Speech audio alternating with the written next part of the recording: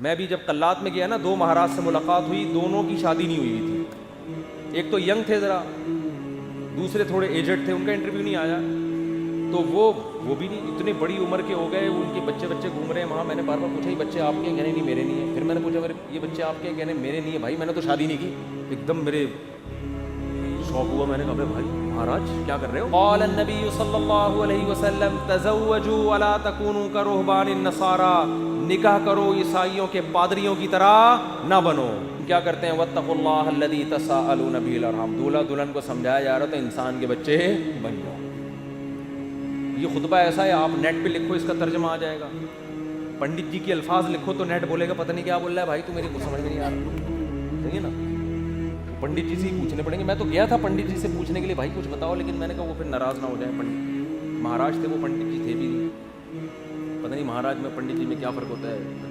وہ ان کے مفتی اعظم ہوتے ہوں گے شاید پنڈت, اور مہاراج نارمل مولانا ہوتے ہوں گے, تو شاید یہ ہوتا ہوں, واللہ اعلم. خیر, پھر اللہ نے کیا فرمایا؟ دوسری آیت جو پڑھی جاتی ہے, یا ایھا الذین آمنوا اتقوا اللہ وقولوا قولا سدیدا, ایمان والو اللہ سے ڈرو اور ہمیشہ سیدھی سیدھی بات کیا کرو.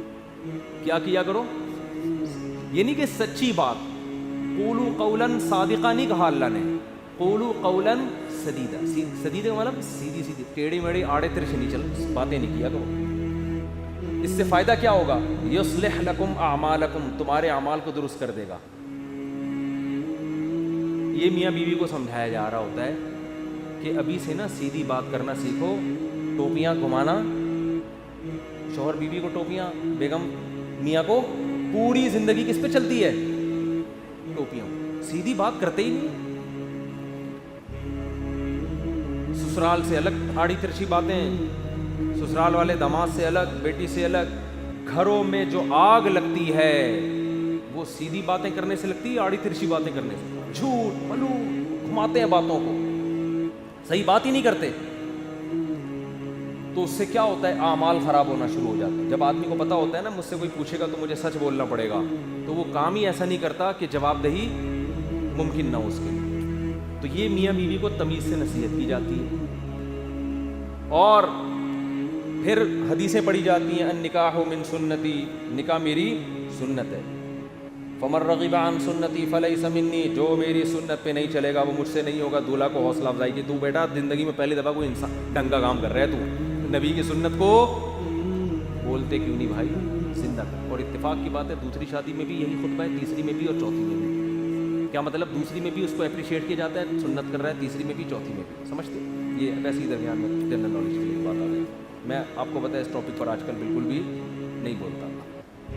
تو آگے اللہ تعالیٰ کے آگے کیا حدیث میں جو خطبے میں پڑھا جاتا ہے, قال النبی صلی اللہ علیہ وسلم تزوجوا الودود الولود فإنی مباہی بکم الامم, ایسی عورت سے نکاح کرو محبت کرے اور تمہیں اولاد زیادہ دے, میں قیامت کے دن تمہاری کثرت پہ فخر کروں گا. میاں بیوی کو سمجھایا جاتا ہے نسل مت روکنا, تمہارا ملاپ پائیدار, کامیاب, خوشیوں بھرا اور آخرت میں ترقی کا سبب جبھی ہو سکتا ہے جب تم دونوں اولاد کی کثرت چاہو. شروع میں ہی چاہتے ہیں کہ ہمارے اولاد نہ ہو, اس کی بھی نفی کی گئی. اور کیا پڑھا جاتا ہے خطبے میں؟ وقال النبی صلی اللہ علیہ وسلم تزوجوا ولا تکونوا کرہبان النصارى, نکاح کرو عیسائیوں کے پادریوں کی طرح نہ بنو. میں بھی جب قلات میں گیا نا 2 مہاراج سے ملاقات ہوئی, دونوں کی شادی نہیں ہوئی تھی. ایک تو ینگ تھے ذرا, دوسرے تھوڑے ایجڈ تھے, ان کا انٹرویو نہیں آیا. تو وہ بھی نہیں, اتنے بڑی عمر کے ہو گئے, ان کے بچے گھوم رہے ہیں وہاں. میں نے بار بار پوچھا یہ بچے آپ کے ہیں؟ کہنے نہیں میرے نہیں ہیں. پھر میں نے پوچھا یہ بچے آپ کے ہیں؟ کہنے میرے نہیں ہیں. بھائی میں نے تو شادی نہیں کی. ایک دم میرے شوق ہوا, میں نے کہا بھائی مہاراج کیا کر رہے ہو؟ پرانے کوئی ڈائلاگ یاد ہے نا, وہ مہاراج اس طرح کے ایک دم اسٹائل سے آتا تھا, مہاراج. تو میرے منہ سے دیکھو مہاراج آپ اپنی ایج دیکھو تو کیسے ہی گزارا ہو رہا ہے. تو انہوں نے کہا بھائی ہم جو مندر کے لیے قربانی دیتا ہے نا, پھر اپنے پرانے والے مہاراج کی انہوں نے مجھے تصویر دکھائی, یہ میرے پیر تھے, ان کا میں نائب بنا تھا. تو جو اپنے آپ کو مندر کی خدمت کے لیے وقف کر دیتا ہے, شادی نہیں کرتا کہ بس مندر کی خدمت ہی کرنی ہے, وہ پھر اس مندر کا مہاراج بنتا ہے. ان کا مذہب ہوگا, میں ان پہ طنز نہیں کر رہا, وہ ان کا جو مذہب ان کو سکھاتا ہے. میں نے ان سے کہا لیکن مجھے تو موقع مل گیا, میں نے کہا آپ کا مذہب آپ کو یہ کہتا ہے کہ آپ شادی نہ کریں, ہمارا مذہب ہمیں یہ کہتا ہے کہ مر رغب عن سنتی فلیس منی. نبی نے فرمایا جو نکاح نہ کر کے میری سنت سے اعراض کرے گا اس کا مجھ سے کوئی تعلق. اور حبب الی النساء والطیب, نبی نے فرمایا دنیا میں 2 چیزیں محبوب ہیں, ایک نکاح کی کثرت اور ایک خوشبو. تو ہمارے نبی تو بالکل اس کے اپوزٹ چلے ہیں, بالکل اس کے برعکس. تو یہ نہیں کہ نکاح کرنا ہے, کثرت نکاح کی ترغیب ہے. میں نے کہا ہم تو رہبانیت کے بالکل اگینسٹ چلتے ہیں. مجھے اس وقت وہ حدیث سمجھ میں آئی کہ آپ عیسائی بھی یہ کرتے تھے, پادری, نکاح نہیں کرنا. تو ہمارے نبی نے فرمایا تم نے ان کو فالو نہیں کرنا, نا ہم تو کثرت سے. تو مجھے لگ رہا تھا وہاں بیٹھ کر کہ یہ جو مہاراج ہیں وہ مہاراج کے چہرے پر نا افسردگی کے آثار تھے. یہ پہلے والے جو مہاراج جن کا انٹرویو آیا یہ تو پھر بھی ینگ تھے, تھوڑے سے اچھے صحیح. دوسرے والے مہاراج افسردہ, گھٹنوں میں بھی پرابلم, کچھ مسائل بھی تھے بیماریوں کے. تو میں مہاراج سے ریکویسٹ کرنے والا تھا کہ کر لیں شادی, یہ مسائل آپ کے, نیچرل لائف کا کوئی آلٹرنیٹ نہیں ہے, مندر کی خدمت شادی کر کے بھی ہو سکتی ہے. اب شادی کی ہوتی یہ بچے آپ کے ہوتے ہیں, یعنی اسی جیسے ان کو لگا دیتے مندر کی خدمت پہ. اگر آپ کا یہ نظریہ ہے, میں ترغیب نہیں دے رہا ہوں ان کو, کیا خیال ہے؟ جیسے ہمارے بیٹے ہیں تو میری خواہش ہے کہ یار وہ بیٹے عالم بنے, اللہ خواہش کو پورا کرے. مہاراج میں جو باتیں آپ سے کر رہا ہوں آپ تنہائی میں بیٹھ کے ان باتوں پہ غور کریں. اللہ کرے اب تک کر رہے ہو. چکر میں تو ڈال دیا ہم نے, مہاراج کو ہم نے چکر میں ڈال دیا. مہاراج جب بیٹھ رہا ہوگا یار مسئلہ کیا ہے, بات تو صحیح کی, بندے نے زندگی بھی برباد کر دی. پھر میں نے مہاراج سے بھی کہا, میں نے کہا یہ بھی دیکھ لینا کہ آخرت میں اس شادی نہ کرنے کا کوئی ثواب بھی ملے گا. ایسا نہ ہو کہ نہ یہاں کے رہے نہ وہاں کے. قرآن کہتا ہے الذین ضل سعیہم فی الحیاۃ الدنیا وہم یحسبون انہم یحسنون صنعا. قرآن کے الفاظ ہیں.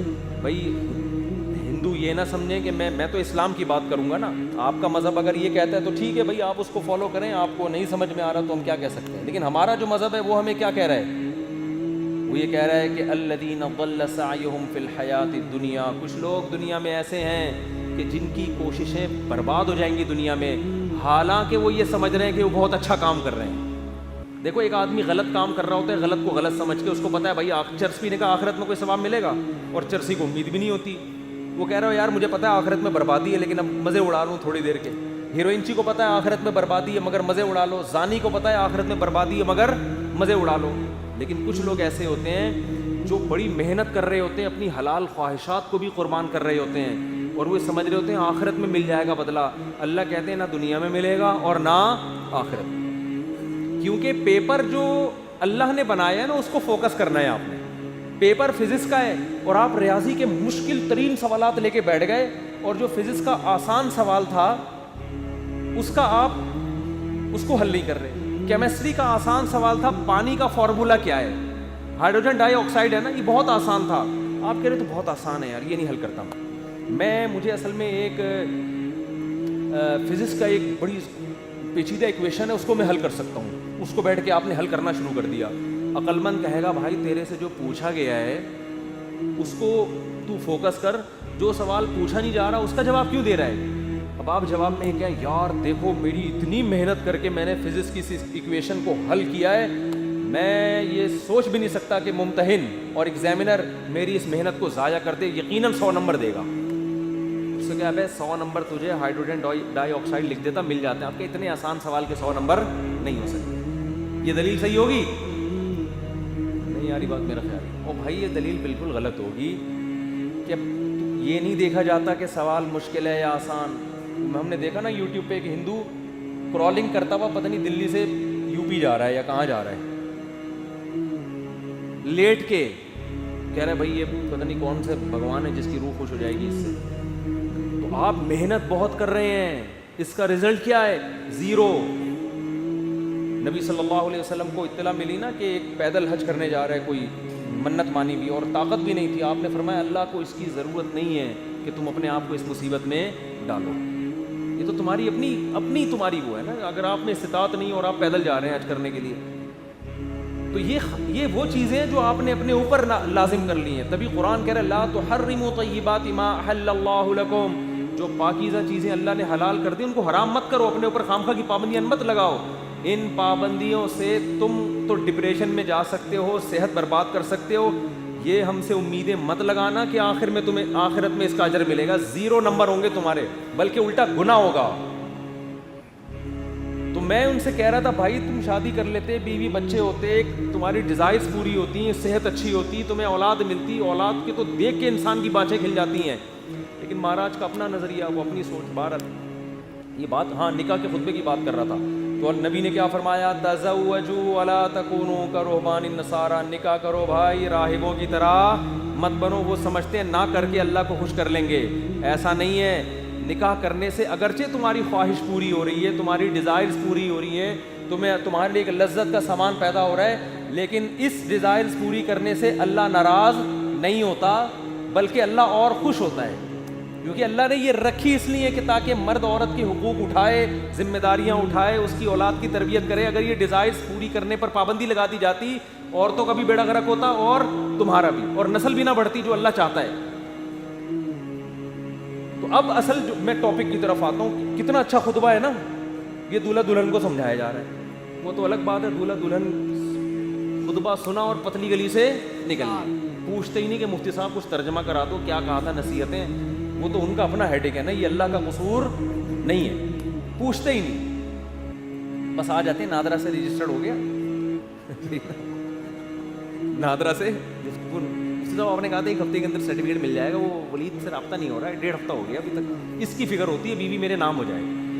میں ان سے کہتا ہوں دیکھو بیوی تمہاری ہو گئی ہے, نمبر پلیٹ ایشو ہو جائے گی تھوڑے دن. وہ ان کو فکر ہوتی ہے نا, ڈاکومنٹس نہیں بنے. میں نے کہا بھائی ابھی تمہارے نام رجسٹر بھی ہو جائے گی, فی الحال بیوی کے ماتھے پہ لگاؤ اپلائڈ فار رجسٹر. یعنی یہ بک ہو چکی ہے, اب اس سے کوئی اور شادی کی کوشش نہ کریں, یہ لکھ دو اس میں. اگر بہت زیادہ آپ کو خطرہ ہے نا, بھاگ نہ جائے, کہیں نہیں بھاگے گی انشاءاللہ. اور اگر سلوک اچھا نہیں ہے تو رجسٹر ہونے کے بعد بھی بھاگ جائے گی, ہوتا ہے ایسا. تو وہ نادرہ کے کاغذ لے کے گھومتے رہو گے. جیسے میں اب تک وہ ٹھپے لے کے, سبزی والا جو پیسے لے کے بھاگا ہے نا, اس کے انگوٹھے لے کے 6 سال تک گھومتا رہا. میں انگوٹھا ابھی بھی رکھا اور میں نے پھاڑ کے پھینک دیا. میں نے کہا یار انگوٹھے پہ تو کیس ہو نہیں سکتا, دل تو چاہ رہا تو اس انگوٹھے کو پکڑ کے لگاؤں میں کھینچ کھینچ. تو یہ کاغذات دھرے کے دھرے رہ جاتے ہیں.